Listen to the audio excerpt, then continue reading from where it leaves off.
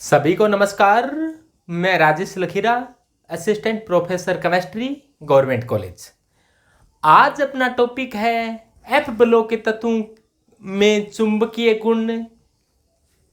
F block के तत्व हैं वो डी ब्लॉक के तत्वों की भांति चुंबकीय गुण रखते हैं, लेकिन डी ब्लॉक के तत्वों में जो चुंबकीय गुण जिस सूत्र की सहायता से ज्ञात कर सकते हैं वैसे एफ ब्लॉक के तत्वों में ज्ञात नहीं कर सकते। इसका कारण क्या है? चुंबकीय गुण उत्पन्न कैसे हो जाते हैं? इसे समझो कि कोई भी एटम होता है, उसके अंदर एक नाभिक होती है। नाभिक में न्यूट्रॉन व प्रोटॉन पाए जाते हैं। नाभिक के चारों ओर इलेक्ट्रॉन निश्चित कक्षाओं में चक्कर लगाते हैं।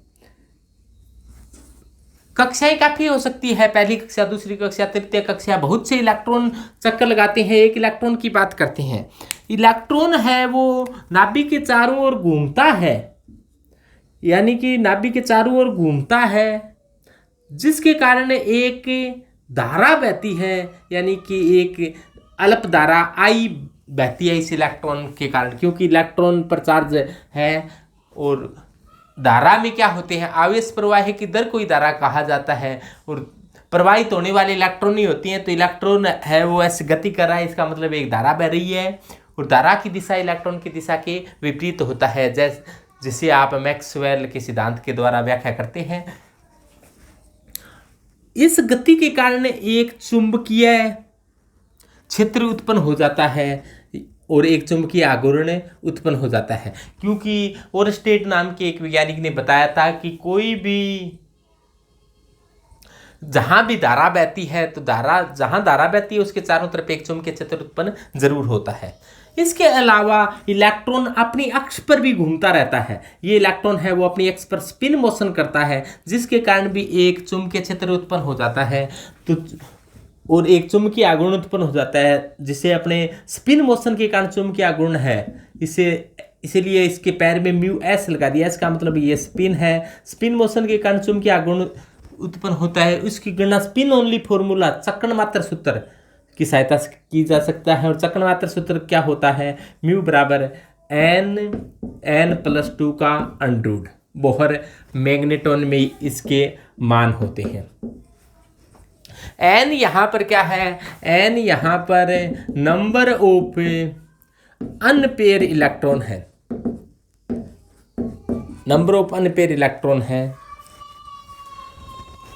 तो यानी कि अयुग्मित इलेक्ट्रॉनों की संख्या है। और अयुग्मित इलेक्ट्रॉनों की संख्या है, और एक अयुग्मित इलेक्ट्रॉन है उसकी स्पिन होती है स्मॉल s का मान +1/2 या -1/2 होता है। तो n इलेक्ट्रॉनों की स्पिन कितनी हो जाएगी कि बड़ा S कहते हैं, बड़ा S सभी S हैं उनको जोड़ा जाता है। इसको SS कपलिंग कहा जाता है। कोई भी जोड़ होता है उसे SS कपलिंग कहा जाता है।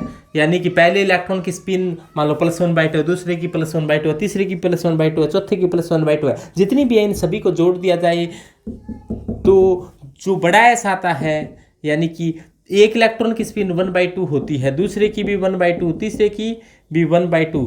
तो जितने भी हैं उनको जोड़ दिया जाए तो बड़ा S का मान क्या हो जाएगा? n/2। n यहाँ पर क्या है? अनपेयर इलेक्ट्रॉन की संख्या है।